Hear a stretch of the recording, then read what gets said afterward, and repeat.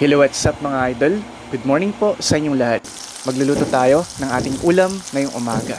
Alright, umpisa na natin ang pagkikisa ng bawang, sibuyas at ampalaya. Okay.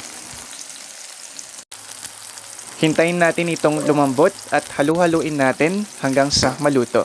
Okay, at saka natin ilagay ang itlog. Alright.